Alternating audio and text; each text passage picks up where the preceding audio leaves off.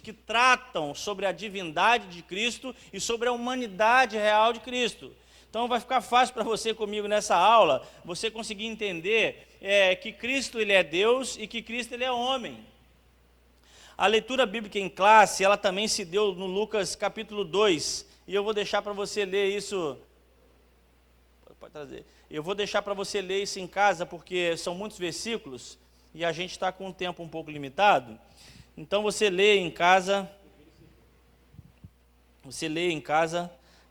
a leitura bíblica em classe. Ela está lá em Lucas 2, do verso 40 ao verso 52, aonde trata o nascimento de Cristo, aonde trata a apresentação dele, aonde trata quando Jesus ele ficou no templo conversando com os doutores e ficou alguns dias fora de casa. Amém? A introdução, vamos partir logo para a introdução. Na lição passada, a lição que nós trouxemos aqui para os irmãos, e na semana passada a gente ainda conseguiu ter classes aqui na nossa IBD, classe dos homens, classe das mulheres. A lição que foi abordada na semana passada foi sobre o homem da perdição, onde foi abordado o anticristo, que virá na terra e durante os 7 anos, os 3 anos e meio primeiro, ele vai conseguir criar uma paz, vai conseguir criar todo um sistema global, e ele vai ser uma pessoa consideravelmente notada no planeta, no mundo, todo mundo vai considerar essa pessoa, porém depois ele vai mostrar, vai cair a máscara dele, e ele vai mostrar de fato para que ele veio, e ele é o anticristo, ele é o homem da perdição, então ele é o homem do pecado. Na semana passada nós tratamos muito sobre esse assunto, e nessa lição de hoje, nós vamos apresentar o Senhor Jesus como ser humano perfeito, nele que devemos pensar, falar e agir. Já de início, deixamos bem claro que a humanidade de Jesus ela não era aparente, mas ela era real. Em tudo era semelhante a nós, exceto quanto ao pecado. Frisamos outro sim, que as duas naturezas de Cristo, a divina e a humana, não são conflitantes, mas são perfeitíssimas e harmônicas. Uma jamais eliminou a outra. É por esse motivo que somente Ele pode salvar o pobre e miserável pecador. Nós lemos aqui agora a introdução da revista, onde fala da harmonia perfeita da natureza que Cristo viveu enquanto esteve aqui na terra.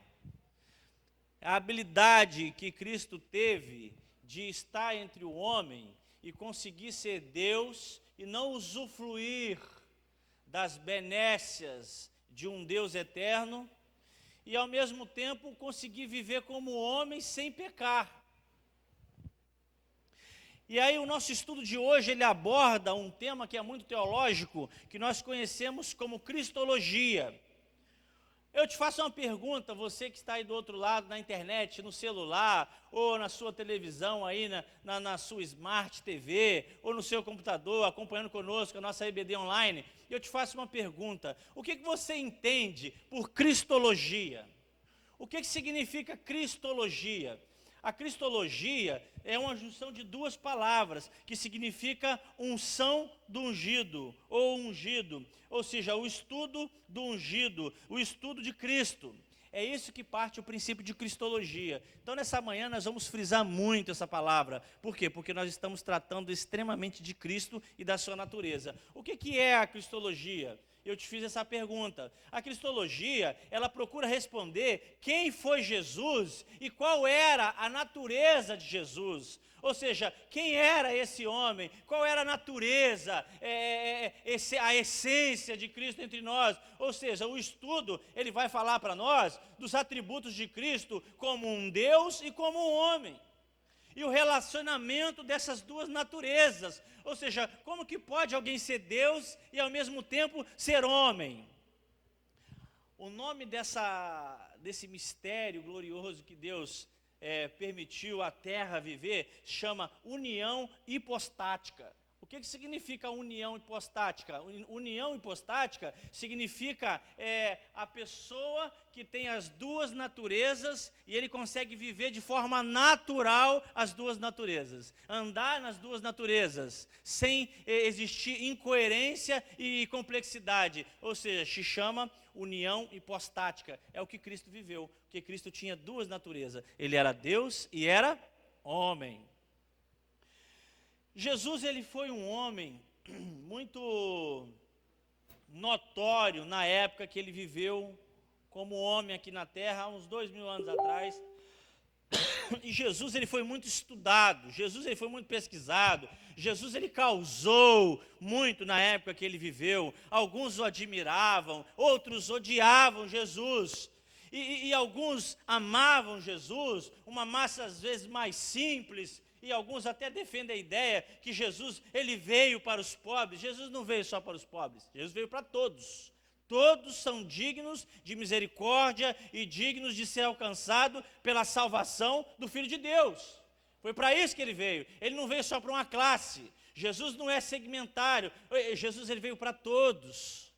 Diz a Bíblia que Jesus veio buscar o que se havia perdido. E o que se havia perdido? O relacionamento do homem. Aqui é forma genérica falando, o homem, raça humana. Não está falando de um povo europeu, de um povo americano, de um povo asiático, de um povo latino. Aqui está falando de um povo homem. Então Jesus, ele veio para buscar todos, veio dar essa oportunidade para o homem de novo, veio recuperar essa aliança que havia se perdido, se quebrado, lá no Éden, com Adão e a sua digníssima Eva, quando eles ali então quebraram uma ordem direta de Deus. E o Senhor, com o seu plano, o Senhor não tem plano B, porque o plano A dele não falha. Amém ou não amém? Pesquisadores já estudam sobre Jesus.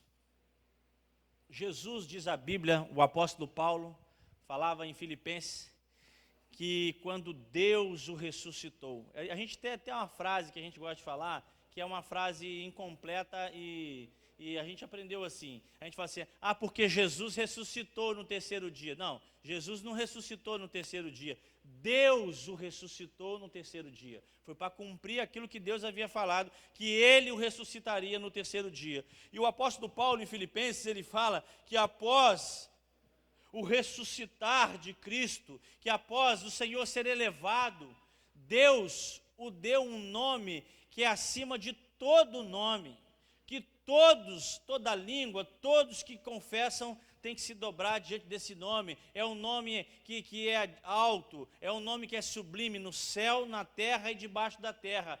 E esse nome, irmãos, esse personagem, Jesus, ele não é um personagem somente para a era cristã, ou somente para o povo cristão que professa uma fé ou uma consciência racional, que Jesus veio e mudou a história humana, que Jesus veio e conseguiu consertar o que estava danificado e ele fez tudo novo. Não, Jesus, ele causa curiosidades em até quem não é cristão. Jesus até hoje, ele é muito estudado pela humanidade. Eles tentam estudar, vários filósofos, vários sociólogos, vários doutores, tentam estudar sobre a pessoa de Jesus. Tem até um livro que eu te aconselho nessa manhã, se você não leu, eu te aconselho a ler, que chama Jesus, o maior psicólogo que existiu. É um livro onde vai tratar sobre os atributos e a habilidade de Cristo de ser um líder, de como que o Senhor despertava o interesse nas pessoas, como que o Senhor tratava com o caráter das pessoas, com a baixa estima das pessoas. Então esse livro vai falar um pouco sobre essas habilidades que Jesus tinha em lidar com o homem. Irmãos, se tem alguém que entende de ser humano, é Jesus. Se tem alguém que entende de ajudar o homem, é Jesus, ninguém melhor do que ele. Então Jesus, ele é uma figura, no meio filosófico e sociólogo, é uma figura excêntrica, porque as pessoas, elas ficam curiosas em saber que homem é esse que saiu de Nazaré. Na passagem de Natanael, vocês lembram quando Natanael chegou que apresentaram, se não me falha a memória, foi o discípulo André, que foi atrás de Natanael, acho que foi André. E ele chegou para ele e falou assim, nós encontramos o Messias. E aí chamou Natanael para vir ver. Qual foi a frase que Natanael falou? Pode vir alguma coisa boa de Nazaré? Qual foi a frase do discípulo? Falou, vem e vê. E Natanael chegou até Jesus, e antes que ele chegasse até Jesus, agora nós estamos meio restritos a distâncias, né? Você fica aí a 1 a 2 metros de distância do outro, devido a essa pandemia aí. Antes que Natanael chegasse bem próximo de Jesus, Jesus já falou para ele, falou assim, eis aí um varão sem dolo. Ou seja, aquilo já despertou a curiosidade de Natanael. E aí alguns historiadores contam algo sobre a vida de Natanael, que era pertinente somente a ele, e a mãe dele, ou a família dele, aquele fato, e Jesus expôs aquilo de uma forma e causou uma intriga na mente de Natanael. Tipo, como que ele sabe dessas coisas? E ele falou assim, verdadeiramente tu és o Cristo, tu és o Messias. A frase que eu quero trazer para você aqui é que os sociólogos e os filósofos, ou alguns cientistas, ou intelectuais da época, ou da nossa era, o que eles ficam intrigados é como que um homem desse, que saiu de Nazaré, uma cidade na época pequena, uma cidade na época que não tinha tecnologia, que não tinha muitas coisas a seu favor, sai uma pessoa dotada com habilidade, dotada de inteligência, e detalhe, que dividiu a história humana em um antes e o depois de Cristo. Que homem é esse que conseguiu dividir a história em duas partes, irmãos? O antes dele e o depois dele. É uma pessoa extremamente importante. Que homem que é esse que em vida... Tem um escritor muito interessante que o nome dele chama Rodney Stark. Depois você pode pesquisar ele na internet. Ele fala, irmãos, que Jesus em vida, ele até foi popular, mas as pessoas que seguiam Jesus, os discípulos que de fato andavam com Jesus, não chegou a 1000 pessoas. É uma tese que o Rodney Stark defende, que em vida Jesus não teve muitos discípulos de verdade. Mas o que mais intriga ele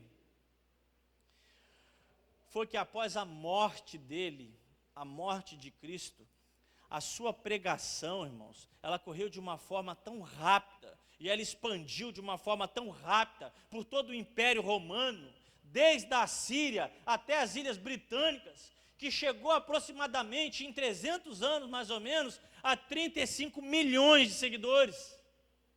Irmãos, nós estamos falando de 35 milhões de seguidores. Você tem ideia que em menos de 300 anos, pós-morte de Cristo, agora, a pregação oriunda agora do apóstolo Paulo, oriunda agora do apóstolo Pedro, de Tiago, de João, ou de alguns homens e mulheres cheios de Deus naquela época, em menos de 300 anos, aquele homem que marcou a história como homem, tinha mais de 30 milhões de seguidores. Então nós precisamos, irmãos, cristologia, eu fiz uma introdução um pouco grande para você entender a pessoa especial que é Cristo, da pessoa importante que é Cristo. E é interessante que ele falava, eu vou ao Pai, mas eu estarei convosco todos os dias, até a consumação deste século. O Senhor, ele andou nessa terra. Essa terra, ela teve o privilégio de ser pisada por um Deus. Essa terra teve o privilégio de receber o Filho de Deus.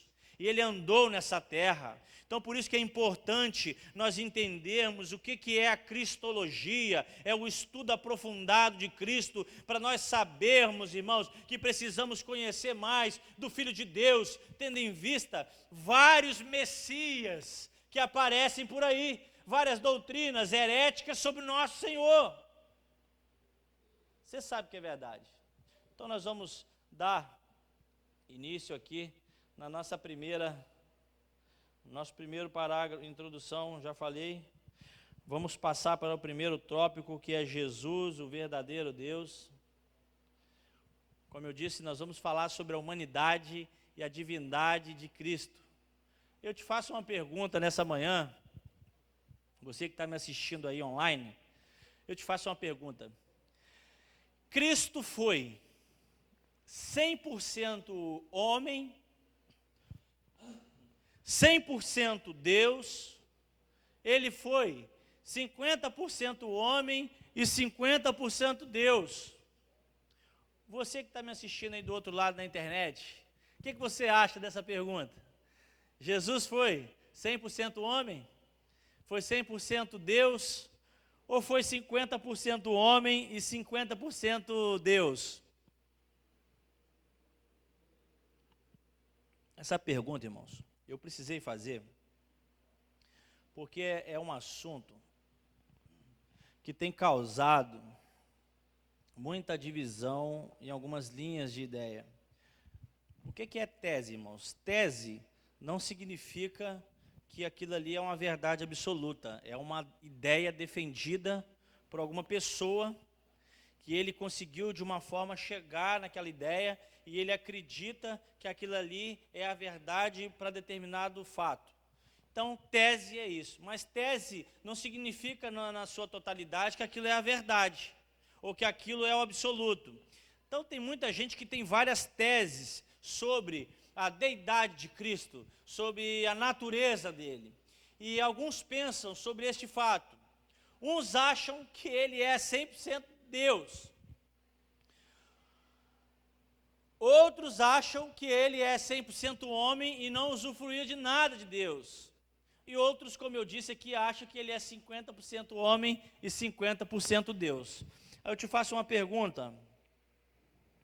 Como que ele conseguiria ser, irmão, 50% homem e 50% Deus? Não tem como. Isso é quebrar uma lógica óbvia de Deus. Não que Deus não possa quebrar lógicas. Deus quebra lógicas quando ele precisa. Mas aqui, irmãos, ele precisava trazer uma lógica. Ele precisava que nascesse de uma mulher. Ele precisava que nascesse um homem. Ele precisava que fosse totalmente humano. Então, alguns pensam que ele era 100% homem e não usufruía nada de Deus. Eu vou te dar aqui 3 exemplos deles. O ebionismo, adocionismo e o arianismo. O arianismo defendia essa ideia, que ele era sim um grande líder, um grande profeta, mas ele não tinha nada de Deus. Ele era um homem com alguns caracteres diferenciados. Ele era um homem com algumas habilidades a mais, mas não era Deus. Outros já acham que ele era 100% Deus e nada de homem. É como se ele vivesse uma casca humana. É como se você olhasse para ele e fosse uma aparência humana, mas ele não tem nada de humano. É como se ele fosse um extraterrestre aqui no nosso meio. Entendeu? É mais ou menos essa ideia. Quem defendia muito essa ideia? O docetismo, apolinarismo e eutiquianismo. Essas 3 linhas defendiam muito essa ideia que ele era 100% Deus e nada humano. E outros, que eu disse aqui, uma linha muito menor, elas defendem que Jesus era 50% homem e 50% Deus.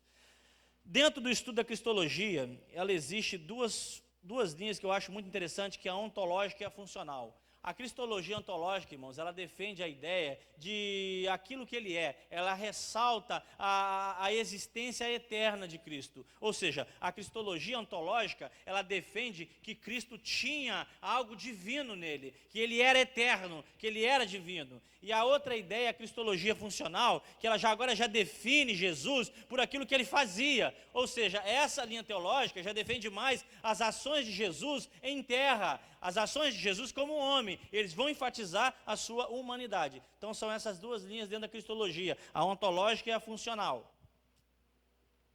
Partindo agora para o nosso primeiro tópico. Sua eternidade com o Pai.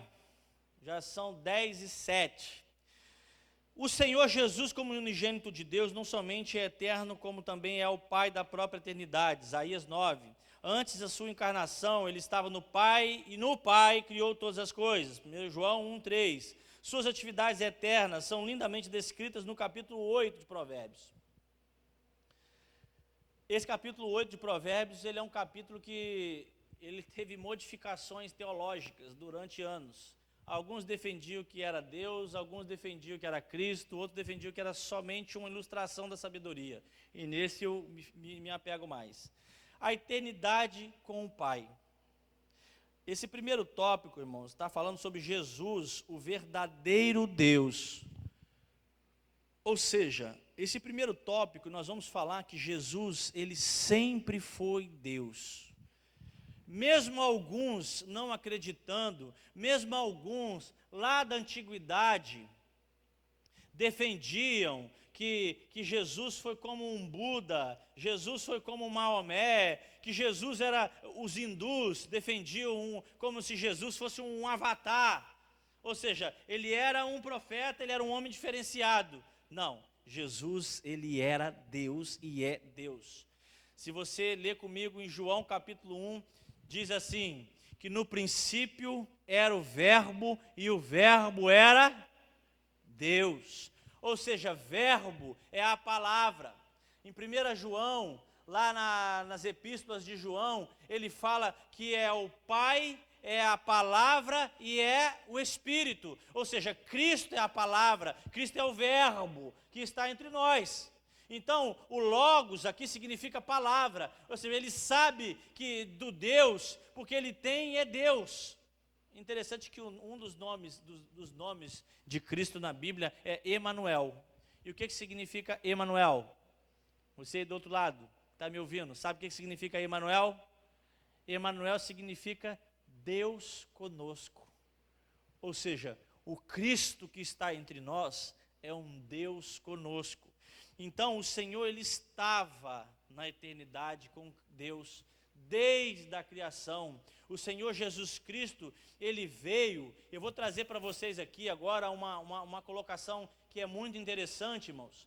Existe uma palavra que nós teólogos gostamos muito de falar, que é sobre a exegese. O que significa exegese? Exegese significa trazer para fora, significa trazer a verdade implícita e explícita do texto, de forma sem deturpá-la. Diferente de exegese, onde são criadas as heresias, que exegese significa levar de fora para dentro, ou seja, você levar uma ideia sua mirabolante qualquer para dentro de um texto qualquer.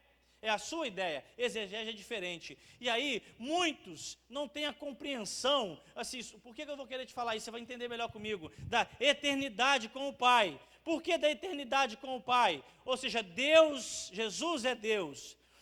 Jesus, irmãos, ele é a exegese perfeita de Deus. Diga amém aí do outro lado. Jesus, ele é a exegese perfeita de Deus. Sabe por que Jesus é a exegese perfeita de Deus? Porque Jesus Cristo, ele veio como a melhor parte de Deus. É a perfeita exegese de Deus para nós, homens. Porque Jesus, irmãos, ele é a explicação, ele é a revelação, ele é a apresentação de Deus para nós, homens. Então, Jesus, ele é a verdadeira e perfeita exegese de Deus. Amém? Então, Deus, Jesus como eterno. Esse é o primeiro tópico, a sua eternidade com o Pai. Ou seja, Deus, desde o princípio, Jesus, desde o princípio, esteve com o Pai. Tem um outro versículo que fala lá em João, se não me fala a memória, João 8, que ele fala, eu e o Pai somos um. João 8:58. Anote aí na sua agendinha, na sua caderneta, para você ler depois. Sobre Jesus ser eterno ou estava na eternidade com o Pai. João capítulo 8, verso 58. Jesus dando um sermão ali para o povo. No versículo 58 ele vira e fala assim, ó, eu sou antes de Abraão existir. Olha a colocação de Jesus, irmãos. Jesus estava vivendo mais de 1000 anos depois de Abraão. E ele disse assim, no João 8:58, antes de Abraão existir, eu sou. Então Jesus já estava com o nosso Pai Celestial na eternidade. Vamos lá? Nós estamos falando no tópico que fala sobre Jesus, o verdadeiro Deus. O subtópico 2, irmãos, ele fala sobre os atributos e a grandeza e as perfeições de Jesus. Se você estiver acompanhando aí com a sua revista ou no celular, no seu aplicativo, Eu falei no início e corroboro agora, eu vou mais ler os tópicos porque nós já estamos a 23 minutos praticamente. Se tiver alguma dúvida, irmãos, anota. Se eu não souber responder, eu tenho uma equipe de professores extremamente qualificada e boa para te ajudar. Se nós não pudermos te responder na hora, nós temos um pastor, Paulo César Miranda, homem de Deus, você pode tirar a dúvida com ele também. Se ele não souber, irmão, nós vamos lá no pastor Jaime Soares, vamos tirar a dúvida com o pastor Jaime Soares, que é um dos maiores pregadores que eu conheço e eu acredito que você também.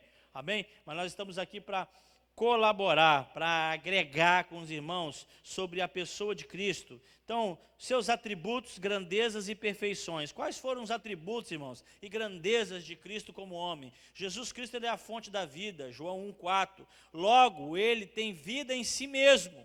Que ele falou que ele é um rio de água viva. Aquele que crê em mim, fluirão rios de água viva. Sendo Deus de Deus, ele é imutável. Hebreus, no capítulo 13, no verso 8, ele fala que ele é o mesmo ontem, hoje e eternamente. Ou seja, Jesus não mudou, ele sempre foi Deus. Ele é onipresente, Mateus 28, ele é onisciente, ele sabe de todas as coisas antes que as coisas entrem na nossa mente.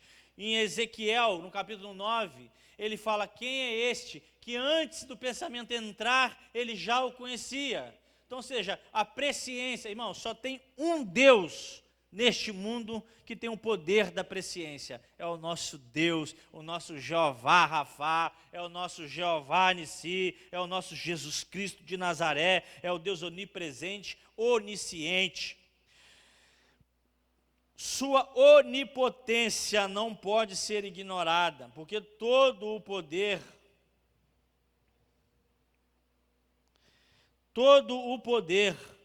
nos céus e na terra acha-se em suas mãos.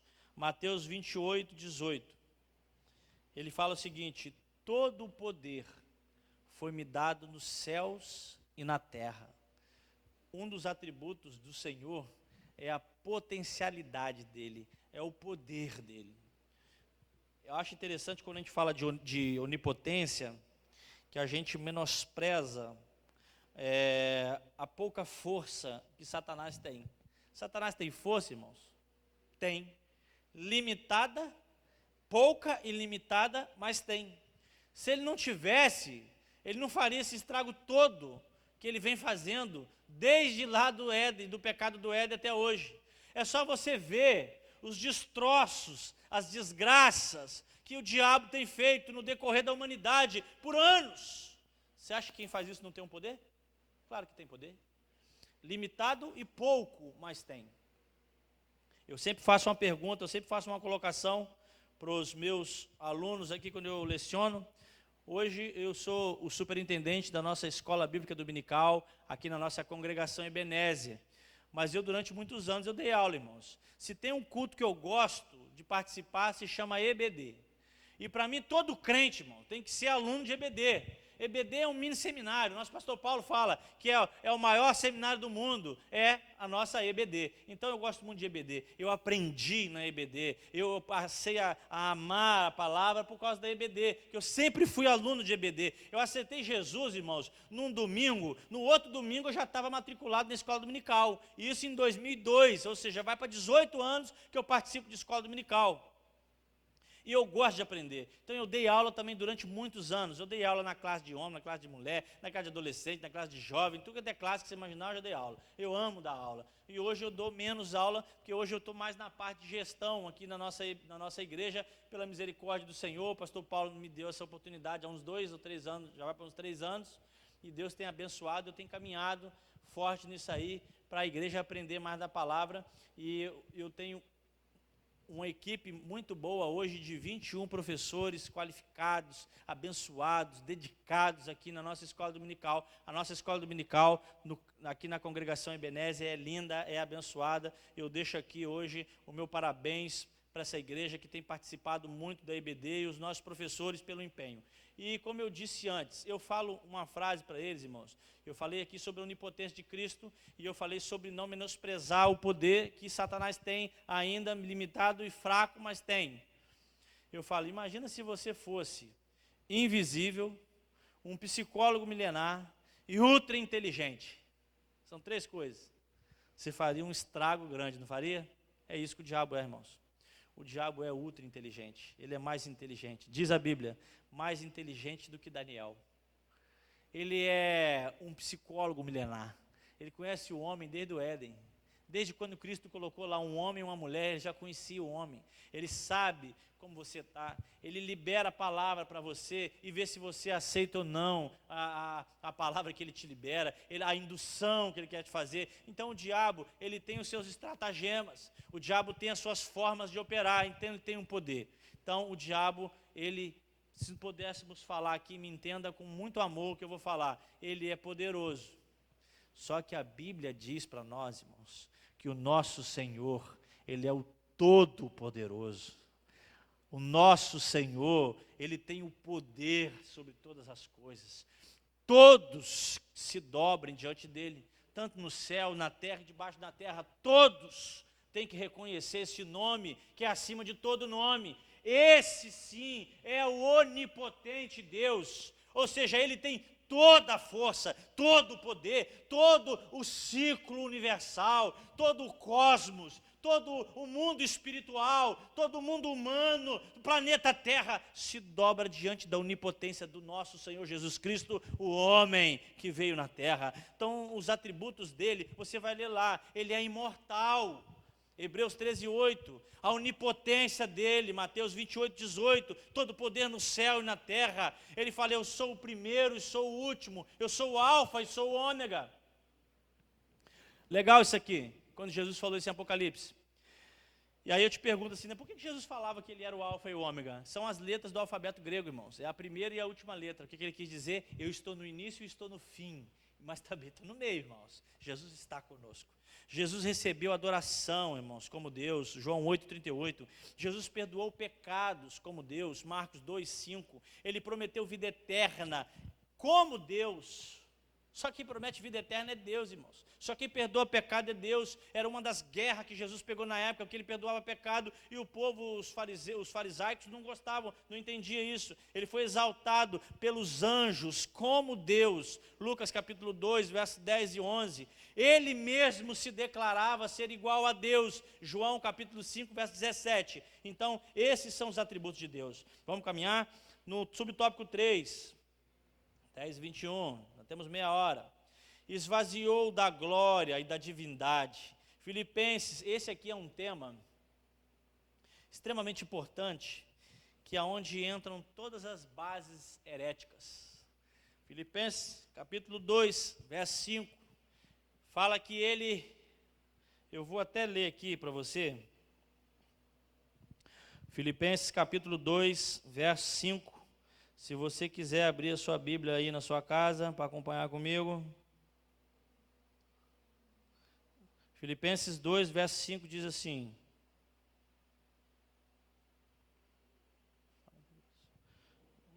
desculpa, irmãos, perdoa, não é Filipenses 2, 5 não, é Filipenses 2, 7. Filipenses capítulo 2, verso 7. Pelo contrário, ele se esvaziou, assumindo a forma de servo, tornando-se semelhante aos seres humanos e reconhecido em figura humana. Ele se humilhou, tornando-se obediente até a morte. Frisou agora, e morte de cruz. A pior morte que poderia existir para o ser humano na época era a morte de cruz, que eram pessoas tidas como malditas e não bem-vindas na sociedade. Foi isso que Cristo fez por nós. Então, no terceiro subtópico, que fala sobre esvaziou-se da sua glória,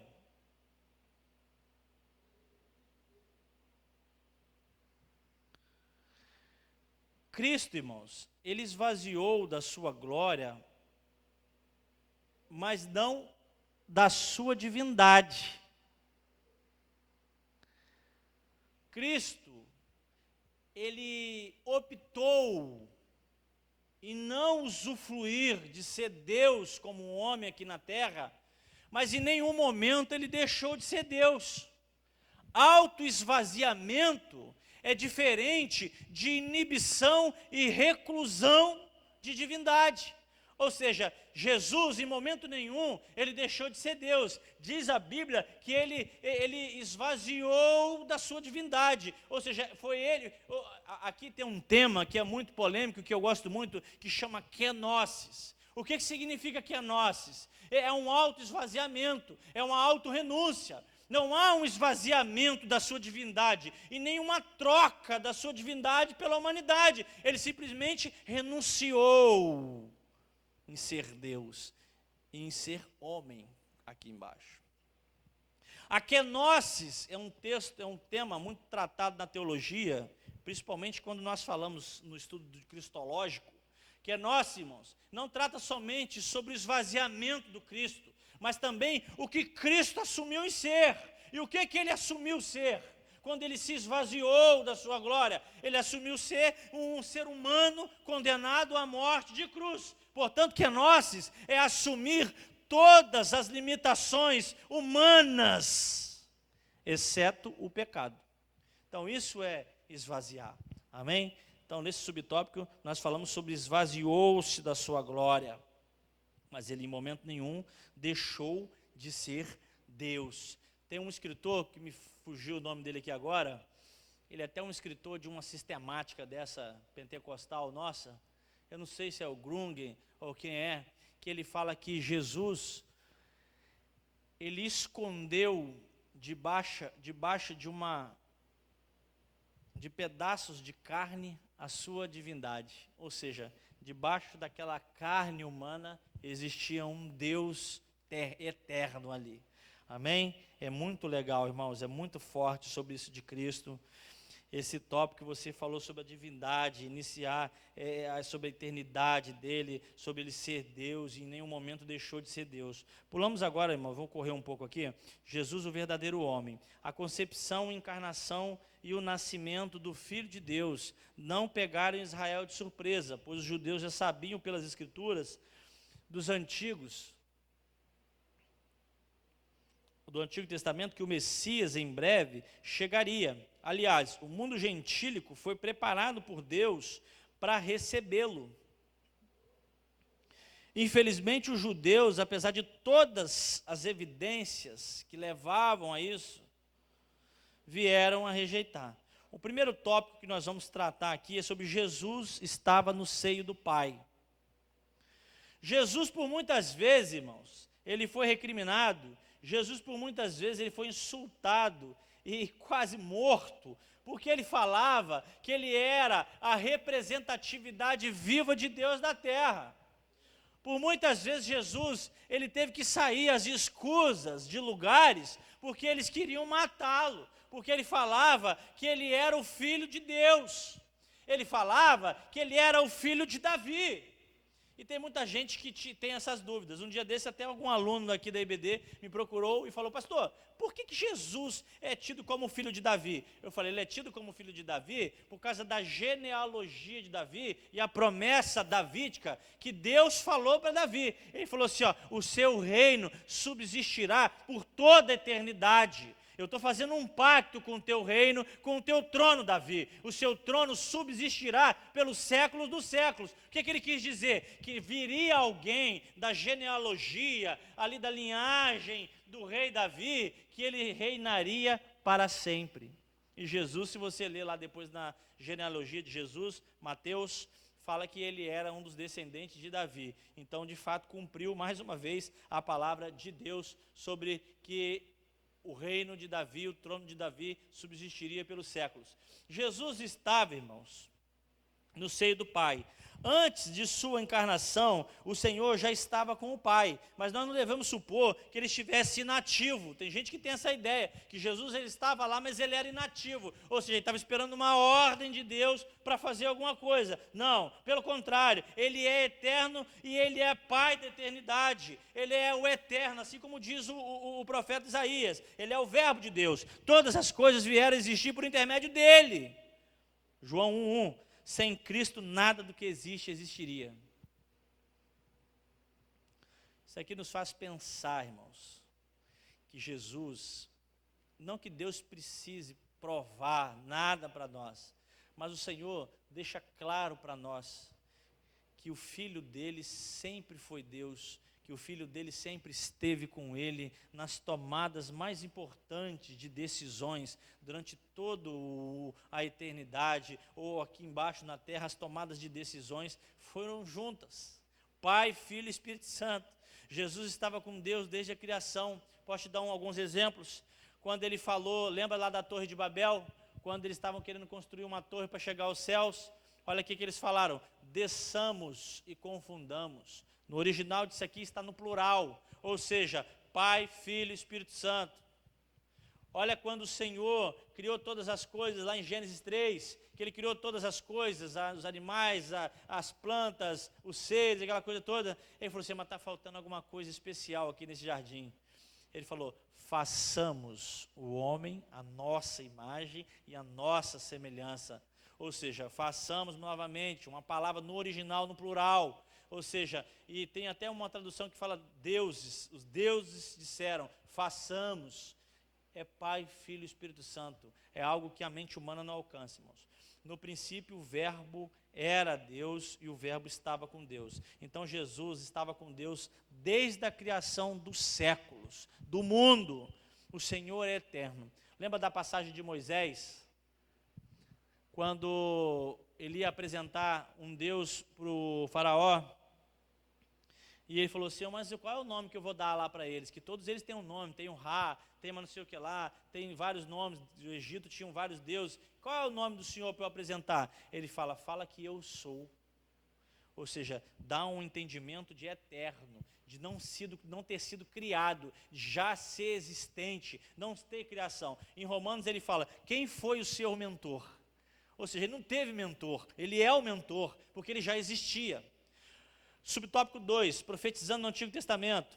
Vamos correr, 40 minutos já de aula. Profetizando no Antigo Testamento. Em vários livros e por vários profetas, Cristo foi falado. Irmãos, o Novo Testamento, o Velho Testamento, ele lança para o Novo. O Velho Testamento fala do Novo Testamento. O Novo Testamento corrobora o Velho. Ou seja, o Novo, ele confirma a existência do Antigo. Em vários livros e por vários profetas. Abraão, Jesus foi descendente direto de Abraão, que ele falou: em ti serão benditas todas as nações. Quem abençoa as nações? É o nosso Senhor Jesus Cristo. Quem foi a simbologia ali de Isaac, quando ele foi sacrificar? Foi Jesus. É uma simbologia, chama tipologia bíblica. Moisés, quando falava ali do libertador, Jesus é tido no Êxodo como libertador. Moisés era tido como o legislador. Quem era Jesus ali no Êxodo? O Cordeiro Pascal. João 1:29 diz: eis aí o Cordeiro de Deus que tira todo o pecado do mundo, do homem. Malaquias, quem foi Jesus em Malaquias? Irmão, estou dando só exemplos, tá? Malaquias, ele foi o sol da justiça, o mensageiro da aliança. Lê lá Malaquias capítulo 3. Aí eu te faço uma pergunta, você que está em casa, que é nosso aluno da EBD, e você que ainda não é, que vai ser. Amém ou não amém? Isso aí, diga amém. Quem foi o profeta, irmãos, que mais falou sobre Jesus? Quem foi o profeta que mais falou sobre a vinda do Messias, a representatividade como homem, a representatividade como homem que resgataria Israel, que mudaria a história do homem? Quem foi o profeta que mais falou? Vocês sabem? Foi o profeta Isaías, irmãos. O profeta Isaías foi o profeta que mais falou da vinda do Messias. E o livro de Isaías é um livro tão grande, irmãos. Se não me falha a memória, ele tem 66 capítulos, se não me falha a memória. Ele é partido em 3. Os judeus, eles partem em 3 pedaços o livro de Isaías para estudar. E o livro de Isaías é o que mais fala da vinda do Messias, sobre a sua característica, que ele sofreria, que ele morreria, que ele faria. E mesmo assim os judeus, irmãos, estão esperando ele até hoje chegar. Mas graças a Deus que a fé do nosso Senhor e Salvador Jesus Cristo chegou até o nosso coração. E nós acreditamos que Jesus é o Messias que veio e que virá novamente buscar a sua igreja. Amém. Subtópico 3, para continuar. Encarnado no Novo Testamento. A vinda de Cristo a essa terra se fez necessária, irmãos. Aí eu te pergunto, mas Deus errou? Deus falhou, irmãos? Porque Deus fez o homem lá no jardim, colocou Adão e a Eva, conversou com eles. Tem até um livro que eu te indico para ler sobre isso, que é Havia Duas Árvores no Jardim, do pastor Rick Joyner, leia depois. Mas Deus errou, irmãos. Mas por que aconteceu aquilo tudo ali? A vinda de Cristo, irmãos, na terra, ela se fez necessário por causa da queda do homem e do pensamento do Criador. Isso aqui nós intitulamos como a famosa, tem um amigo meu que chama Pastor Manuel, que gosta, isso aqui intitulamos como depravação total, o afastamento total do homem de Deus. Deus precisava, irmãos, de um ser 100% humano agora, para cumprir uma tarefa vicária de morte e substituição, pois da linhagem adâmica agora, todos estavam corrompidos. Mas como viria um homem nascer de uma mulher sem ser corrompido? O ser humano em si já traz o pecado original, então ele trazia o peso da culpa adâmica. Por isso a necessidade de um homem sem pecado. Eu ia explorar um assunto aqui, mas vou deixar para falar agora na frente. Subtópico 4, Jesus nasceu na plenitude dos tempos. Ao escrever a Gálatas, eu vou ler só esse tópico inicial. Ao escrever aos Gálatas, quem escreveu a carta de Gálatas foi o apóstolo Paulo.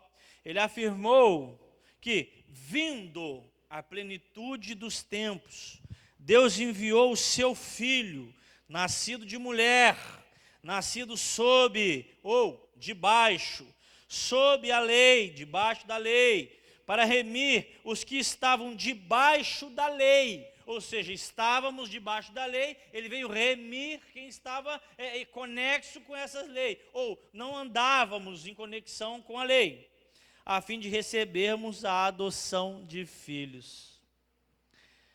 O escritor foi muito feliz aqui nessa colocação.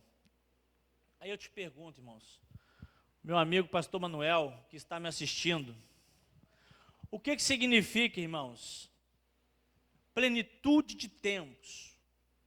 A plenitude de tempos, ela é o momento certo de Deus. A plenitude de tempos, ela é o momento que Deus desenhou e falou assim, ó, vai ser nesse dia que eu vou marcar a terra. A plenitude de tempos é quando Deus insurgiu com Deus numa forma humana para mudar os homens e a humanidade.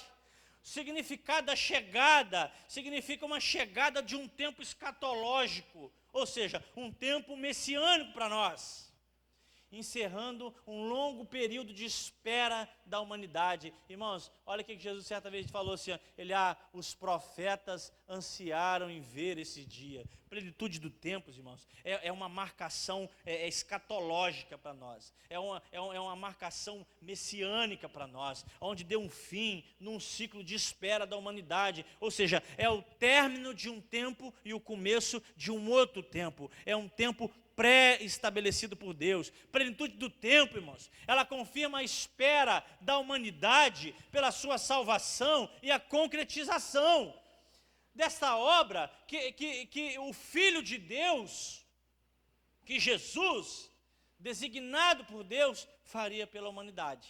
Isso é plenitude dos tempos. Plenitude do tempos, lá em Efésios 1:10, fala um pouco também sobre que elevaríamos o tempo em sua plenitude. Falando em tempos aqui no original, ele fala no plural. Então, olha que interessante, são mesmas palavras, uma no singular e outra no plural. Aqui em Filipenses e em Efésios. A conotação é que ele elevaria o tempo daqui para a eternidade, no arrebatamento. E a outra coisa, ele traria o eterno para a terra. Uau! Isso aqui é muito forte. É forte, Brasil! Isso aqui é lindo, irmãos, plenitude dos tempos. Depois você estuda isso em casa. Agora, já dando início em Israel, Jesus é apresentado ao mundo. O Filho de Deus, que segundo a carne é também o Filho de Deus. Jesus, ele é apresentado ao mundo, irmãos. Ele nasceu em Israel, cumpriu todos os requisitos de Israel. Vamos pular aqui para a gente continuar? O último tópico agora, amém? Jesus, o homem perfeito. Afinal, o Senhor Jesus era ou não era um ser humano semelhante a nós? Sim, ele era semelhante a nós, e melhor do que nós, pois não estava sujeito quer ao pecado original ou ao pecado experimental. Primeiro subtópico, a humanidade de Cristo. Jesus, o homem perfeito. A humanidade de Jesus. Eu estou só com uma pessoa na minha presença, que é o meu pastor Paulo, que nós estamos aqui ao vivo para todo o mundo. Eu já estou na reta final. A humanidade de Jesus, irmãos. Jesus, o homem perfeito. Jesus, ele foi perfeito como homem. Diz a Bíblia que na sua boca não houve engano. Jesus não pecou. Um dia desse eu vi uma pregadora, irmãos, trazendo a mensagem que Jesus, ele era como nós, que ele cansava. E de fato, Jesus, o homem perfeito, ele sentiu fome, ele sentiu sede. Jesus chorou, Jesus cansou. Jesus se deprimiu lá no jardim, no Getsemane, quando ele estava sentindo aquela carga pesada do pecado da humanidade sobre ele se deprimiu. E aí essa pregadora, irmãos, por isso que eu disse no início desse estudo de hoje, a importância de conhecermos a deidade de Cristo e a humanidade de Cristo. Ele foi homem, mas ele não pecou. Ele tinha todos os atributos humanos, mas ele não pecava e ele não era pecador. Ele quebrou uma lógica, porque diz a Bíblia que o Senhor procurou um justo e não achou um sequer. Mas o Senhor nasceu, irmãos, de uma forma sem pecado, de uma virgem. Ele nasceu, o Espírito Santo foi e fez todo aquele apetrecho e nasceu Jesus, de uma forma natural e sem conhecimento do pecado original. A pregadora disse, irmãos, que Jesus, ele era pecador como nós. Irmãos, aí eu te faço uma pergunta aí do outro lado, você que está me ouvindo já 50 minutos, e aqui eu vou acabar minha aula. Jesus foi pecador como nós, irmãos? Porque nós falamos aqui durante todos esses minutos aqui, que Jesus, ele foi Deus e homem. E como homem, forma humana, ele foi pecador, irmãos? Ele era sujeito a pecar? Não, Jesus não. Jesus, ele superou essas coisas. Tem uma teoria, irmãos, aqui é tida como Jesus, o homem perfeito, amém? É um homem que não pecou, é um homem que tinha suas habilidades linguísticas, que falava bem, se comunicava bem com o homem, e a humanidade de Jesus. Tem uma teoria, irmãos, aí de alguns ditos curiosos, que a gente intitula como teoria da conspiração. Escuta essa aí, meus amigos que estão online. Eles têm a teoria da conspiração, que nós chamamos de teoria da conspiração. Eles alegam que Jesus, ele era um híbrido. O que é um híbrido? Vocês lembram daqueles filmes gregos? Aqueles filmes, O Imortal, ou, sei lá, o Troia, fala um pouco. O que significa? É uma coisa mais helenística. O que significa isso? Lá naquela época da Grécia Antiga, os gregos, eles eram tidos filósofos, irmãos, onde até o Salomão fala, até sabedoria demais é vaidade. Eles acreditavam, irmãos, que os deuses, eles vinham na terra e se relacionavam sexualmente com as mulheres. Eles acreditavam que os deuses, lembra da história? Eu vou te falar alguns nomes aqui, depois vocês pesquisem lá. Isso está em filme, irmãos. Perseus, Teseus, o Hércules, o Poseidon, acho que é Poseidon. Eles eram filhos de mulheres humanas, mas de pais deuses. Então, o grego acreditava nisso, é uma ideia helenística, de relacionamento de coisa espiritual com coisa terrena, de deuses, que eles acreditavam ser Deus, com seres humanos. Então, essa teoria da conspiração que eles acreditam que Jesus, irmãos, ele era um híbrido. Os textos que eles utilizam são completamente distorcidos e sem exegese e hermenêutica nenhuma para apresentar que Jesus, ele era um híbrido. Que eles acreditavam que Jesus não tinha forma. Tem até uma ideia deles que fala, irmãos, olha o que eles utilizam. Meu pastor Paulo César Miranda, que está me ouvindo aí, eles falavam que Jesus, quando Judas traiu Jesus, e ele chegou para os discípulos, lá para os fariseus, e ele falou, aquele que eu beijar, esse o é. Porque os soldados, eu não lembro em qual o evangelho que fala, que os soldados falavam assim, mas como que a gente vai saber quem é ele? A ideia dessa teoria da conspiração aqui, que Jesus era híbrido, irmãos, que eles acreditam que Jesus mudava de aparência a hora que ele quisesse, que em certo momento ele era mais jovem, em certo momento ele era mais velho, em certo momento ele tinha uma figura meio desconexa, que não dava para entender quem era ele. Aí eles utilizam a passagem ali dos dois discípulos caminhando por Emaús, que estava do lado de Jesus, andava com Jesus, não conheceram Jesus. Eles usam essa parte de Judas, que Judas precisou dar um sinal para eles saberem que aquele era Jesus. Irmãos, completamente desconecto, uma heresia brutal. E assim, vou te falar, até quem não conhece a palavra consegue discernir bem isso aqui. Então Jesus, ele foi o homem perfeito, irmãos. Ele sentiu fome, ele sentiu sede, ele chorou, ele cansou, mas em nenhum momento ele usufruiu de ser Deus para superar essas coisas. Me dê um exemplo. Quando Jesus foi levado ao deserto para ser tentado, ele poderia ter feito aquela pedra virar pão para ele comer? Claro que sim, irmão, ele é Deus. Mas ele não o fez. Sabe para quê? Para mostrar para mim e para você que os problemas que nós temos aqui na terra, nós vamos superá-los. Porque no final teremos abundância de bênção, irmãos. Porque o deserto não é lugar de montar tenda, irmãos, é lugar de passagem para nós. Então Jesus quis mostrar isso para nós, ó, os mesmos problemas que vocês tiveram na terra, eu também tive. Porque um dia, isso aqui é uma analogia, tá, irmãos? Vou falar como os pregadores falam aí. Imagina que eu vou chegar no céu e vou falar assim, Jesus, mas eu passei por aquilo, o senhor não tem noção do que era aquilo. Ele vai falar, eu tenho, claro que eu tenho, eu sofri. Eu tive fome. Olha o que ele falou assim, o filho do homem não tem nem lugar para encostar a cabeça. Você quer me seguir? A Bíblia, irmãos, eu vou trazer para você uma palavra aqui meio antagônica à teologia da prosperidade. Não que eu não alcance algumas coisas da teologia da prosperidade, porque o meu Deus é dono do ouro e da prata, e eu creio nisso piamente, você também, diga amém. O Senhor, irmãos, Ele é criador de todas as coisas. O Senhor, Ele pode muito bem mudar as coisas. Vamos continuar aqui para a gente acabar logo. Depois eu termino esse fio do pensamento. Jesus, o último Adão. Mesmas características de Adão. Porém, venceu a tentação e o pecado. Nele, Jesus, o homem, lá em 1 Timóteo 2:5, 2:8, ele fala que só há um mediador entre Deus e o homem, Jesus Cristo, o homem. Então Jesus é o nosso único mediador, é o que nos remiu. Adão, irmãos, ele é o cabeça da humanidade que caiu.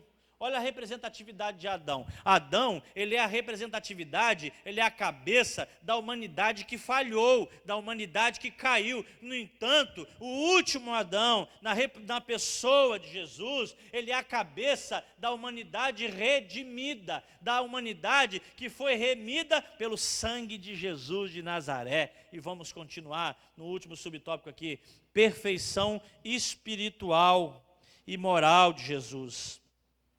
Em Hebreus 7:26, as perfeições de Cristo, em sua boca nunca houve engano. O Senhor é da mesma semelhança que o homem, porém ele não participou do pecado original e experimental.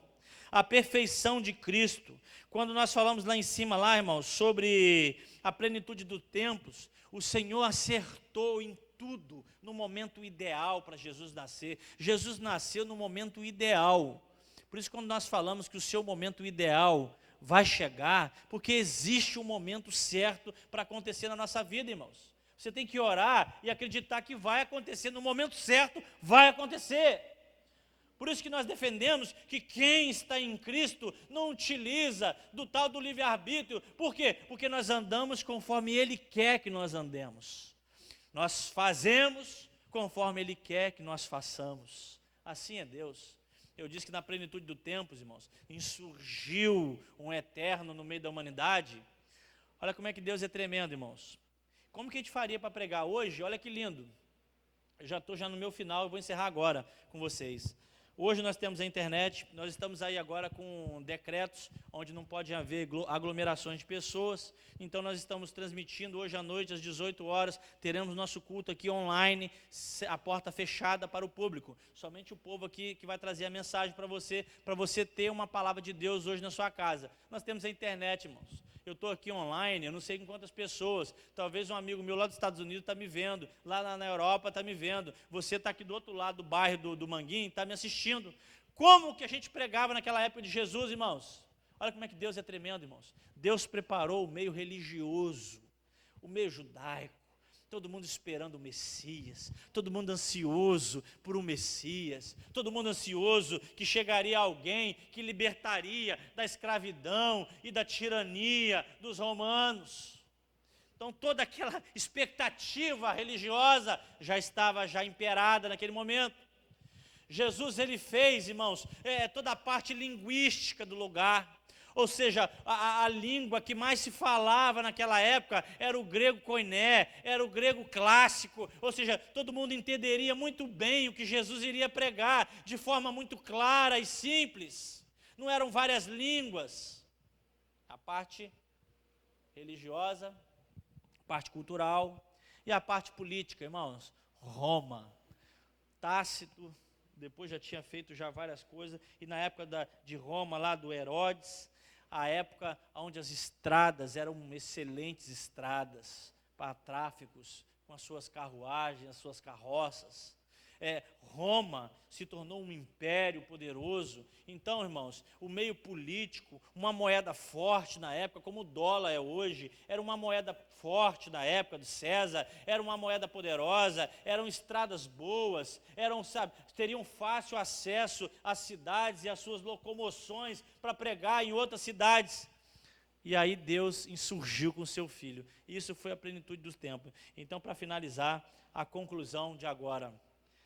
Olhando firmemente para Jesus, o autor e consumador da nossa fé, chegaremos à estatura de varão perfeito, homens e mulheres, moldados pelo Espírito Santo, Espírito de Cristo. Ele é o nosso consumado exemplo em todas as coisas, e por ele ansiamos, quando do arrebatamento da igreja, estaremos para sempre com o nosso amado Salvador, Jesus Cristo, verdadeiro homem e verdadeiro Deus. Amém. Louvado seja o Cordeiro de Deus. Amém. Que você receba nessa manhã essa palavra, esse estudo abençoado sobre a pessoa de Jesus, sobre quem foi Cristo, que ele nunca deixou de ser Deus, nunca deixou de ser homem, e que ele foi embora, irmãos.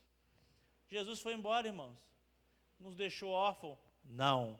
Ele falou assim: eu vou ao Pai, mas eu vou rogar para que o outro Consolador, mesma classe, Alos, Paracleto, ou seja, a mesma classe de pessoa, eu vou mandar o outro Consolador para ajudar vocês nesses momentos difíceis que vocês vão passar embaixo, porque aqui embaixo na terra, pastor Paulo fala uma coisa que eu acho legal, que ele fala: isso é coisa da terra, está gripado, está doente, perdeu o emprego, está não sei o que lá, isso é coisa da terra. Mas olha o que ele falou: eu estava com vocês, mas eu vou mandar um outro Consolador da minha parte para ajudá-los, para vocês vencerem, para vocês superarem esses obstáculos. Amém. Quero fazer uma oração agora para você que recebeu essa palavra nessa EBD online. Você não deixou de ser alimentado, irmão. Então nessa manhã de domingo, você nesses 50 minutos que você esteve aqui comigo na verdade, né? E com o Pai, com o Filho e com o Espírito Santo,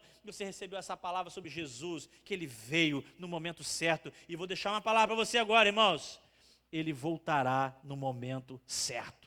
Existe um momento dele voltar, amém? Pai amado, te louvo por essa manhã linda e abençoada, onde o Senhor nos proveu de estarmos aqui, Senhor, para eu ministrar a Tua palavra para o povo que está online, conectado conosco, ouvindo a Tua palavra, que essa palavra possa criar ânimo dentro de nós, que essa palavra possa criar, ó Deus, possa nos pujar, Senhor, a cada dia, para sermos servos fiéis a Ti, servos verdadeiros, para buscarmos somente ao Senhor, acima de todas as coisas. Ó Jesus, que nós possamos sempre Te conhecer, porque o Senhor é a revelação do Pai para nós. Muito obrigado, Senhor, porque o Senhor mesmo disse: eu revelo o Pai para quem eu quero, e o Senhor revelou o Pai para a igreja, e nós como igreja, nós recebemos, Senhor, as bênçãos que são devidas para nós, a palavra que é devida para nós, a Tua unção, a Tua graça, a Tua direção, e que nessa manhã o Senhor abençoe essa pessoa, esse homem, essa mulher, essa família que sentou no sofá, que está nessa cama deitada ouvindo essa palavra, receba agora a palavra de Cristo na sua vida, em nome de Jesus. Amém. Até às 18 horas estaremos aqui num culto online para abençoar ainda mais a sua vida.